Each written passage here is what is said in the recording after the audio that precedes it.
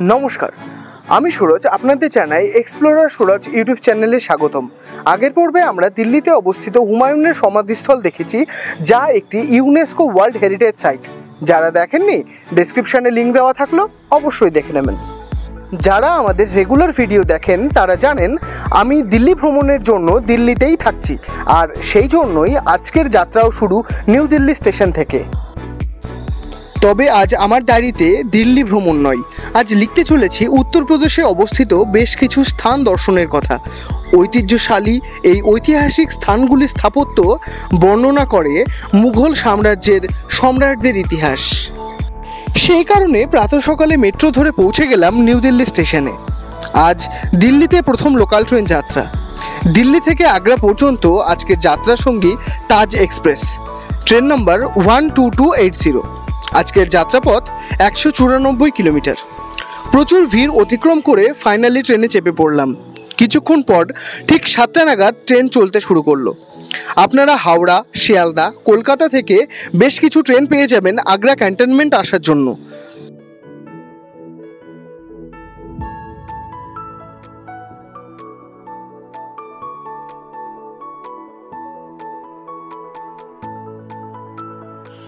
Train থেকে নেমে স্টেশনের বাইরে অটো স্ট্যান্ডের কাছে পেট পূজা সেরে নিলাম। টেস্ট মোটামুটি ভালোই ছিল। খাওয়া দাওয়া সেরে অটো নিয়ে রওনা দেব আজকের প্রথম ভ্রমণস্থল আগ্রা ফোর্টের উদ্দেশ্যে। ভাড়া 10 টাকা মাত্র। এখানে বলে রাখি, স্টেশন থেকে বেরোতেই বেশ কিছু অটো এবং টোটোওয়ালা আপনাদের জোর করতে পারে অটো বা টোটো রিজার্ভ করার জন্য। ভুলেও পা দেবেন না, এতে এক্সট্রা টাকা খরচ হবে আপনাদের, কারণ দূরত্ব মাত্র 5 কিমি।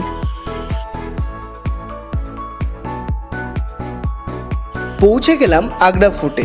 ফোর্টের ডান দিকে লকার রুম এবং টিকিট কাউন্টার রয়েছে। ভারতীয়দের জন্য টিকিট 50 টাকা এবং বিদেশিদের 650 টাকা মাত্র। টিকিট কেটে লকার রুমে ব্যাগ জমা রেখে চললাম আগ্রা ফোর্ট এক্সপ্লোর করতে, আপনাদের সঙ্গে নিয়ে। The Taj city of India নামে খ্যাত উত্তরপ্রদেশের এই আগ্রা জেলা। এই জেলার শোভাবর্ধন করে যে কটি হিস্টোরিক্যাল মনুমেন্ট, তার মধ্যে অন্যতম আগ্রা ফোর্ট বা আগ্রা লালকেল্লা, যা দিল্লির লালকেল্লার পূর্বে নির্মিত হয়। 1565 খ্রিস্টাব্দে এই আগ্রা ফোর্টটি নির্মাণ করেন, আসলে বলা যেতে পারে সংস্কার করেন মুঘল সম্রাট আকবর।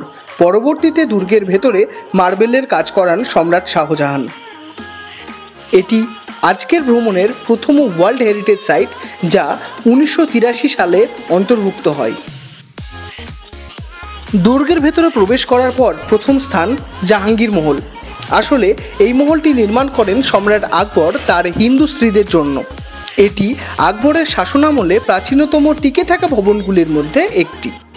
মহলটির সামনে রয়েছে হাউস ই জাহাঙ্গীরি নামে এক সুবিশাল বাটি, যা সুগন্ধি গোলাপ জল ধারক হিসেবে ব্যবহৃত হতো। এবার মহলটির ভেতর ঘুরে দেখা যাক।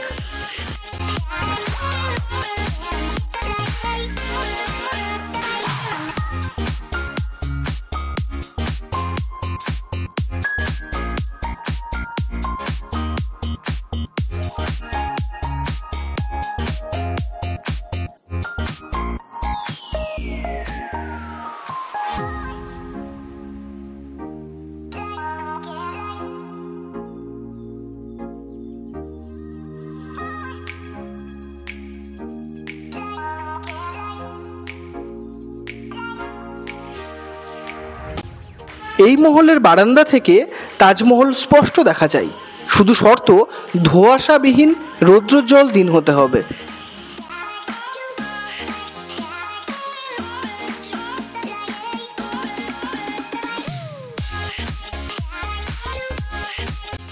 জাহাঙ্গীর মহল দেখা শেষ, এবার প্রবেশ শাহজাহানি মহলে। এই মহলটি খাসমহল এবং জাহাঙ্গীর মহলের ঠিক মাঝখানে অবস্থিত।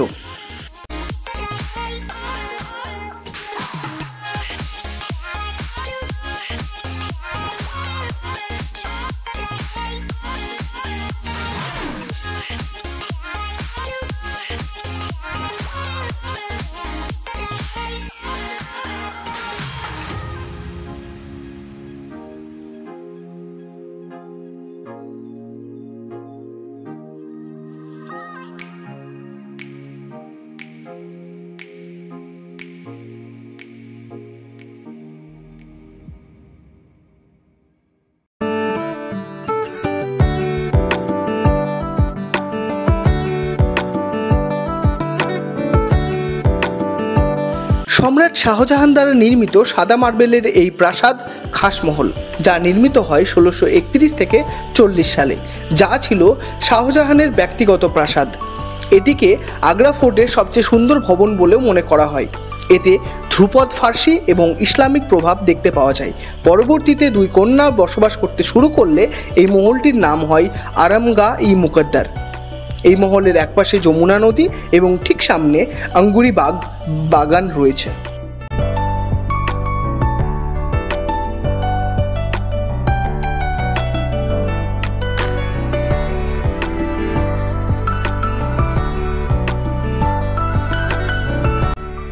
খাসমহলের ঠিক পাশেই রয়েছে মুসাম্মান ব্রুজ। শাহজাহান এটি বানিয়েছিলেন তিনার প্রিয়তম স্ত্রী মুমতাজের জন্য, কিন্তু জীবনের শেষ কিছু বছর তার প্রিয় কন্যা জাহানারার সঙ্গে তার পুত্র ঔরঙ্গজেবের বন্দী হয়ে এখানেই কাটিয়েছিলেন শাহজাহান। এখানেই তিনি মৃত্যুশয্যায় শুয়ে তাজমহলের দিকে চেয়ে থাকতেন।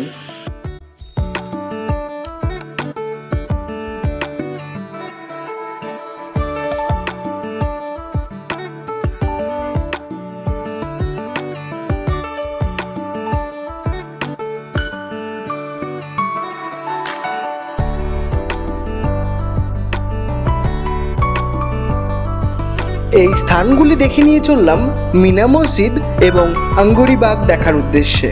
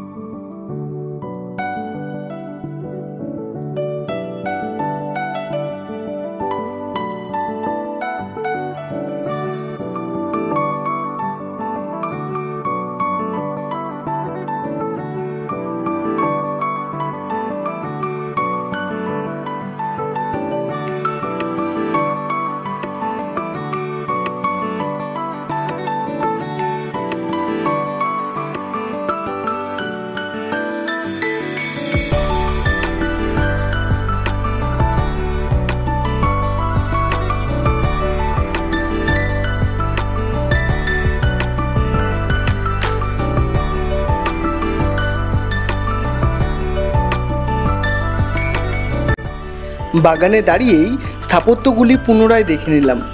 এখানে বলে রাখি, আগ্রা ফোর্ট ভিজিট করতে সময় লাগবে প্রায় 3 ঘন্টা। আগ্রা ফোর্ট ভ্রমণের প্রায় শেষের দিকে চলে এসেছি।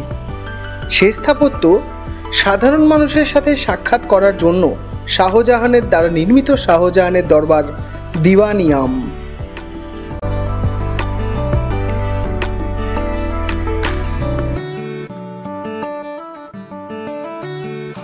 ঘোরা শেষ, যাওয়া যাক এবার তাজমহল।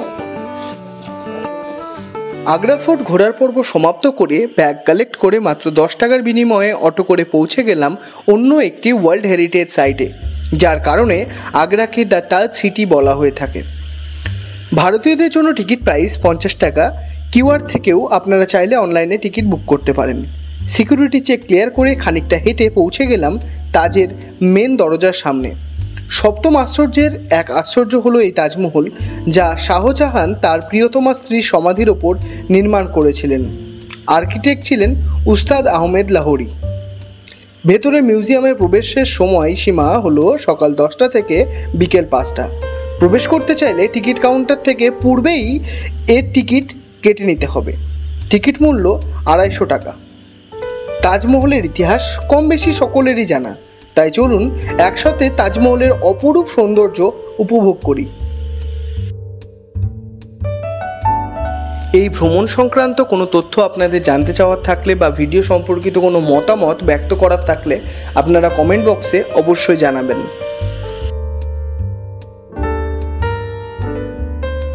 ঘুরতে ঘুরতে এবং ডায়েরিতে কথা লিখতে লিখতে যখন সৌন্দর্যের আভায় নিজেকে হারাতে বসেছি, ঠিক তখন ডাক পড়ল 2 বাঙালি সহযাত্রীর, যারা সুদূর বাংলাদেশ থেকে এই স্থান ভ্রমণ করতে এসেছিলেন। তাদের সাথে পরিচয় আগ্রা ক্যান্টনমেন্ট স্টেশনের বাইরে অটো নেবার সময়।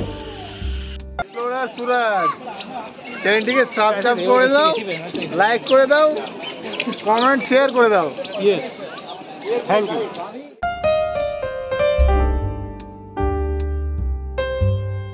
তাজমহল দেখে বা তার সৌন্দর্য উপভোগ করে চললাম পরবর্তী মনুমেন্ট বেবি তাজ দেখার উদ্দেশ্যে। তাজমহল থেকে 10 টাকা দিয়ে আগ্রা ফোর্ট এবং সেখান থেকে 25 টাকার বিনিময়ে অটো বা টোটো করে পৌঁছে যাবেন বেবি তাজের গেটের সামনে। এখানেও 50 টাকার টিকিট কেটে প্রবেশ করতে হবে। সম্রাট জাহাঙ্গীরের স্ত্রী নূরজাহানের পিতা এবং শাহজাহানের স্ত্রী মমতাজের দাদু মির্জা গিয়াস বেগের সমাধিস্থল এই বেবি তাজ বা বাচ্চা তাজ, যা নির্মিত হয় 1622 থেকে 28 সালে। তিনি সম্রাট জাহাঙ্গীরের দ্বারা উপাধি পেয়েছিলেন ইতমাত-উদ-দৌলা। এই জন্য এই সমাধিস্থলটিকে ইতমাত-উদ-দৌলা স্তম্ভ বলা হয়ে থাকে। তাজমহলের পূর্বে নির্মিত এই স্থাপত্য তাজমহলের থেকে সাইজে ছোট এবং একই রকম দেখতে হয় একে বেবি তাজ বা বাচ্চা তাজ বলা হয়।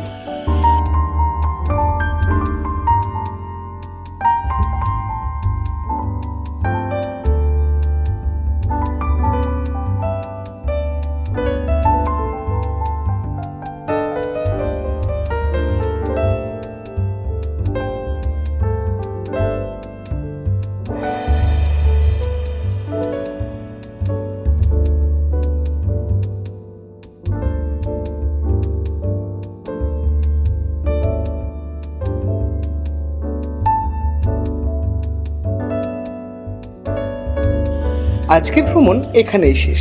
ফতেপুর সিক্রি যাওয়া এইবার সম্পন্ন হলো না, আজই দিল্লি ফিরতে হবে। আপনাদের সঙ্গে দেখা হচ্ছে দিল্লি ডায়েরি সিরিজের পরের ভিডিওতে। ততক্ষণ ভালো থাকবেন, সুস্থ থাকবেন। নমস্কার।